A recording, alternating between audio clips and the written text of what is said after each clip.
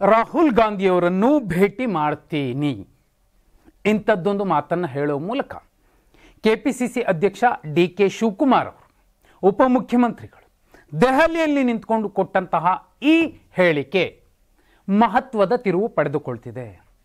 ಮುಖ್ಯಮಂತ್ರಿ ಆಗಲೇಬೇಕು ಅನ್ನುವಂತಹ ಕನಸು ಹೊತ್ತಿರುವಂತಹ ಪ್ರಾರ್ಥನೆ ಪ್ರಯತ್ನಗಳನ್ನು ಪಟ್ಟು ಬಿಡದೆ ಮಾಡ್ತಿರುವಂತಹ ಡಿ.ಕೆ. ಶಿವಕುಮಾರ್ ಅವರು ದೆಹಲಿಯಲ್ಲಿ ಭೂಪೇಂದ್ರ ಯಾದವ್ ಅವರನ್ನು ಭೇಟಿ ಮಾಡಿದ್ರು. ಆ ನಂತರದಲ್ಲಿ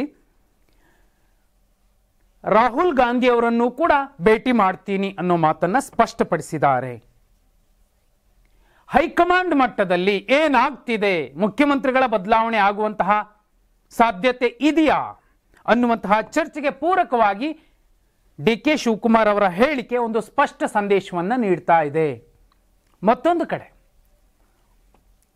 ರಾಜ್ಯ ಕಾಂಗ್ರೆಸ್ ಉಸ್ತುವಾರಿ ರಣದೀಪ್ ಸಿಂಗ್ ಸುರ್ಜೇವಾಲಾ ಅವರು ಕೂಡ ಸ್ಪಷ್ಟವಾದ ಸಂದೇಶ ಕೊಟ್ಟಿದ್ದಾರೆ. ಒಂದು ಸಣ್ಣ ಎಕ್ಸಾಂಪಲ್ ಕೊಡ್ತಾರೆ ಪತ್ರಕರ್ತರನ್ನು ಉದ್ದೇಶಿಸಿ. ನಿಮ್ಮಲ್ಲೂ ಎಷ್ಟೋ ಜನಕ್ಕೆ ಆಸೆ ಇರಬಹುದು ನಾನು ಸಂಪಾದಕ ಆಗಬೇಕು ಅಂತ. ಆದರೆ ಸಂಪಾದಕ ಮಾಡೋದು ಯಾರು? ನಿಮ್ಮ ಓನರ್, ನಿಮ್ಮ ಚಾನಲ್ನ ಓನರ್ ಅನ್ನೋ ಮೂಲಕ ನಮ್ಮಲ್ಲೂ ಕೂಡ ಅಂತಹ ಆಸೆ ಇರೋರಿದ್ದಾರೆ.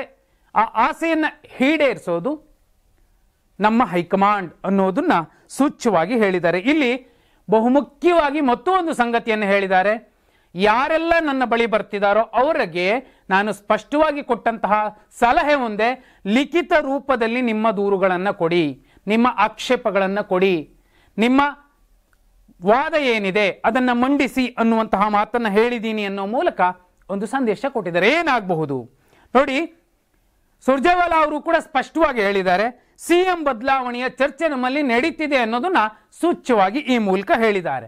ಜೊತೆಯಲ್ಲಿ ಲಿಖಿತ ರೂಪದ ದಾಖಲೆ, ಲಿಖಿತ ರೂಪದ ದೂರು ಕೊಡಿ ಅನ್ನೋ ಮೂಲಕ ಆ ಲಿಖಿತ ರೂಪದ ದೂರನ್ನ ಆಯಾಯ ನಾಯಕರ ಬೆಂಬಲಿಗರ ಸಹಿಪಟ್ಟಿ ಅನ್ನೋ ರೀತಿಯಲ್ಲಿ ಹೈಕಮಾಂಡ್ ಮುಂದೆ ಸುರ್ಜೇವಾಲಾ ಅವರು ಪ್ರಸ್ತುತಪಡಿಸುವಂತಹ ಸಾಧ್ಯತೆಗಳು ನಿಚ್ಚಳವಾಗಿದೆ.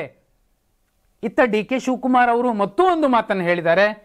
ನನ್ನ ಮುಖ್ಯಮಂತ್ರಿ ಈ ರಾಷ್ಟ್ರದ ಪ್ರಭಾವಿ ನಾಯಕ ಅನ್ನೋ ಮೂಲಕ ಸಿದ್ದರಾಮಯ್ಯ ಅವರನ್ನ ದೆಹಲಿಗೆ ಕಳಿಸುವಂತಹ ಲೆಕ್ಕಾಚಾರಗಳೇನು ನಡೀತಿದೆ ಅದಕ್ಕೆ ಪುಷ್ಟಿ ನೀಡುವಂತಹ ಹೇಳಿಕೆಯನ್ನ ಡಿ.ಕೆ. ಶಿವಕುಮಾರ್ ಅವರು ದೆಹಲಿಯಲ್ಲಿ ಕೊಟ್ಟಿದ್ದಾರೆ.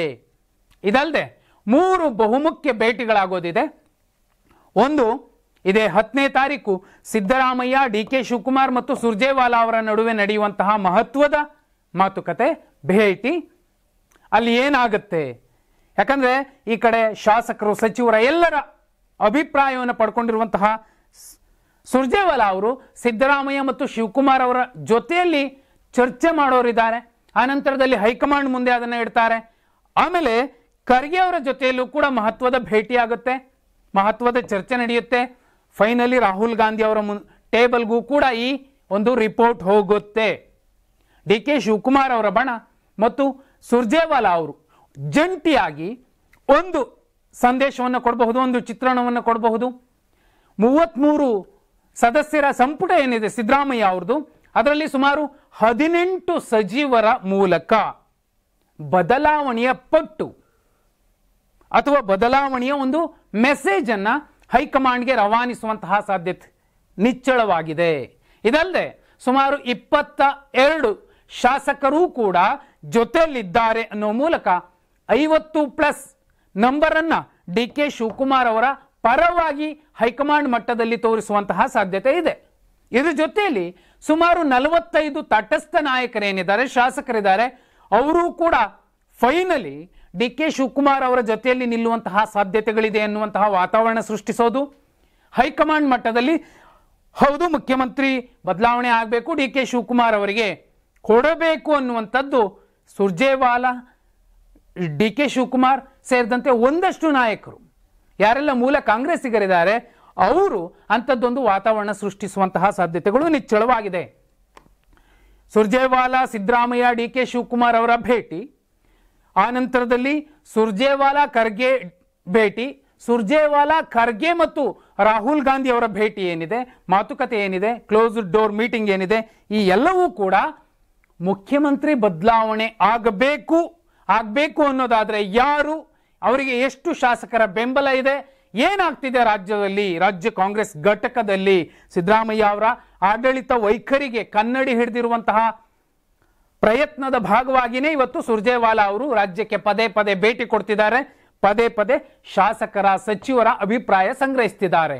ಇಷ್ಟೆಲ್ಲದರ ಮಧ್ಯೆ ಸಿದ್ದರಾಮಯ್ಯ ಅವರು ಅತ್ಯಂತ ತಾಳ್ಮೆಯಿಂದ, ಸಹನೆಯಿಂದ, ಸಂಯಮದಿಂದ ಸೋಮವಾರ ಪೂರ್ತಿ, ಮಂಗಳವಾರ ಪೂರ್ತಿ ಕಾದು ಕೂತಿದ್ದಾರೆ. ಒಂದು ರಹಸ್ಯ ಸಭೆ ಕೂಡ ಮಾಡಿದ್ದಾರೆ. ಆ ಸಭೆ ಏನಾಯಿತು?